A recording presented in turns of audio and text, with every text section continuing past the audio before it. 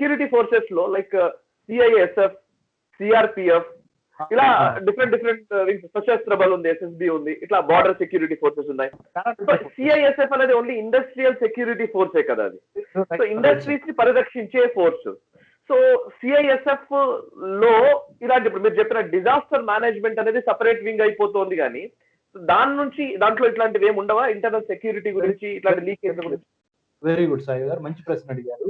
National industrial security academy అని మన హైదరాబాద్ హకీంపేటలో, మన హకీంపేట ఎయిర్పోర్ట్ స్టేషన్ కి ఆపోజిట్ లో ఉంది.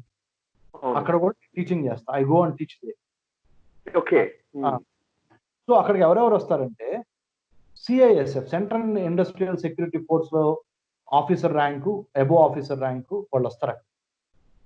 భారతదేశంలో ఉన్న వైటల్ ఇన్స్టిట్యూషన్స్ అంటే భారతదేశ జాతి భవిష్యత్తుకి ఆణిముత్యాల లాంటి అయిన పోర్ట్లు, ఎయిర్పోర్ట్లు, రాకెట్ లాంచింగ్ సెంటర్లు, అణు విద్యుత్, జల డ్యామ్స్ ని, ఇవన్నీ ఈ వైటల్ అన్నిటిని కలిపి vital installations of the country అంటారు. ఓకే. ఈ వైటల్ ఇన్స్టలేషన్స్ ఎయిర్పోర్ట్ల దగ్గర నుంచి, పోర్టుల దగ్గర నుంచి, రాకెట్ లాంచింగ్ సెంటర్ల దగ్గర నుంచి కాపాడే బాధ్యత agenda CISF. Okay. Uh CISF is doing a commendable job, no doubt about it. CISF ఇక్కడ ప్రాబ్లం ఏమవుతుందంటే సెంట్రల్ ఫోర్స్ అవుతుంది. ఆ సెంట్రల్ ఫోర్సు ఈ సిఐఎస్ఎఫ్ ని అన్ని ఫ్యాక్టరీలు ఎఫోర్డ్ చేయలేకపోతున్నాయి. అంటే సిఐఎస్ఎఫ్ ని మ్యాన్ ని మీరు కనుక ఎంగేజ్ చేస్తే జాబ్ లోకి అతి పెద్ద పేమెంట్. మీకు విషయం తెలుసా సార్, మన హైదరాబాద్ మెట్రో రైలు సిఐఎస్ఎఫ్ ని పెట్టుకోలేకపోయింది, ప్రైవేట్ సెక్యూరిటీకి ఇచ్చింది కాంట్రాక్ట్. ఓకే. మీరు మన హైదరాబాద్ మెట్రో రైలు 72 కిలోమీటర్ల పరిధిలో అద్భుతంగా we have launch the metro rail. Mister NVS Reddy, the managing director of Hyderabad Metro Rail, is doing a tremendous job, and KTR sir and KCR sir has imposed a lot of faith in him. He is doing an extraordinary job. Mr. NVS Reddy, happens to be our ex-J9, former J9. So NVS Reddy గారిని మేము interview చేసినప్పుడు మాకు general గా మేము research project కూడా చేసాము. Hyderabad metro rail యొక్క disaster plans కానీ, ఎటువంటి టెర్రరిజం మీద ఒకవేళ టెర్రరిస్ట్ ఇన్సిడెంట్స్ జరిగితే, అంటే న్యాచురల్ డిజాస్టర్ కానీ మ్యాన్మేడ్ డిజాస్టర్ కానీ ఎటువంటి ప్లాన్స్ ఉన్నాయనే దాని మీద మేము రీసెర్చ్ కూడా చేసాం.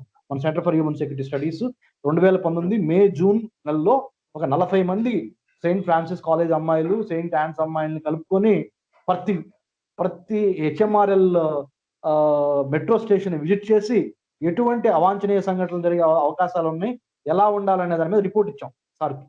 ఓకే. సో సిఐఎస్ఎఫ్ ని ఎఫోర్డ్ హైదరాబాద్ మెట్రో రైల్ చేయలేకపోయింది. అదే మీరు ఇప్పుడు అంటే సో చిన్న కంపెనీలు అసలు చేయలేదు. అంటే ఇక్కడ మీకు నేను చెప్పొచ్చేది ఏంటంటే సాయి గారు, మన వ్యూవర్స్ కి ఆ స్థాయి డబ్బులు పెట్టినప్పుడు మాత్రమే ఆ స్థాయి ప్రొఫెషనలిజం వస్తుంది.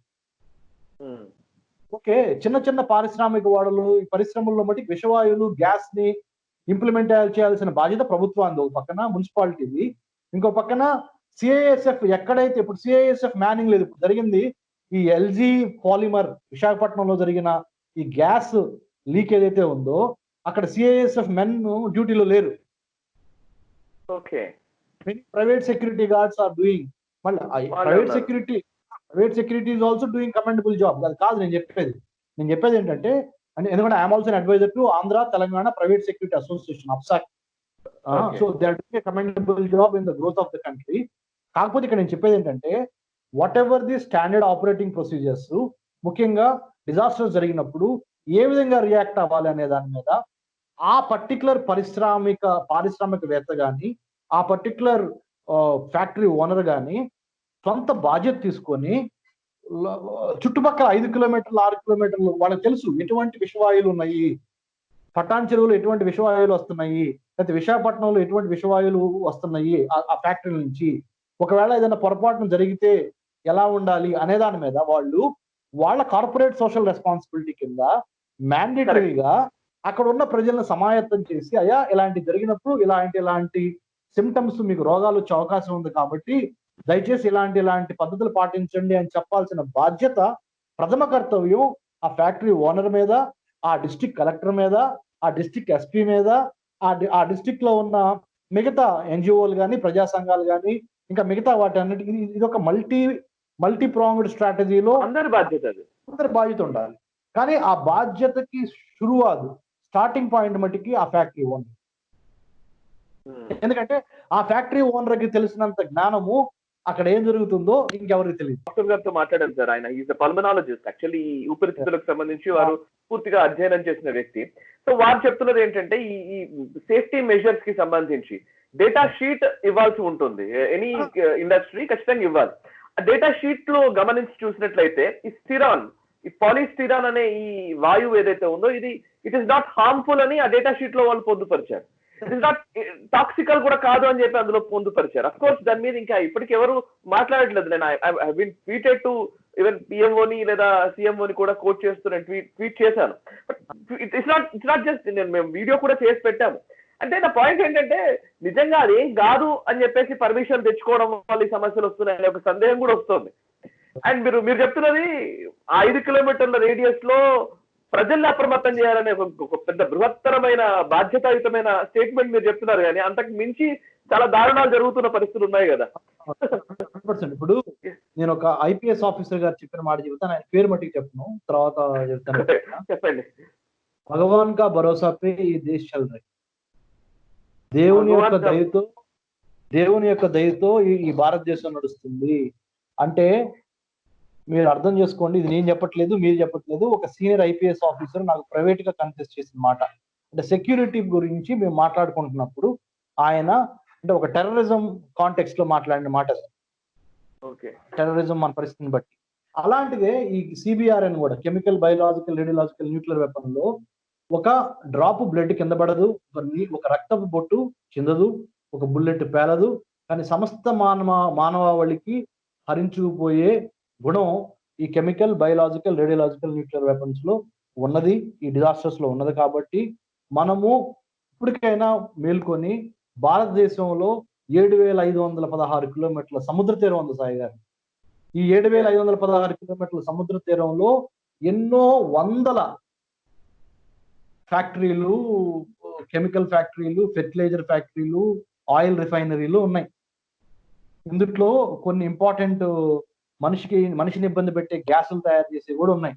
సో వీటన్నిటి మీద సమగ్రమైన జాతీయ భద్రతా విధానంలో సాయి గారు ఇంకొకటి, భారతదేశానికి స్వతంత్రం 1947 ఆగస్టు 15 వచ్చింది. వాళ్ళ వరకు మీకు తెలుసో తెలీదో ప్రేక్షకులకు కూడా నేను నా మనవి, లిఖిత పూర్వకమైన జాతీయ భద్రతా విధానం లేదు. We don't have a written national security strategy. We have a security strategy లేదు. We have national health policy, we have national IT policy, a national child welfare policy, SC/ST policy, ఆ పాలసీ, ఈ policy, LIC policy.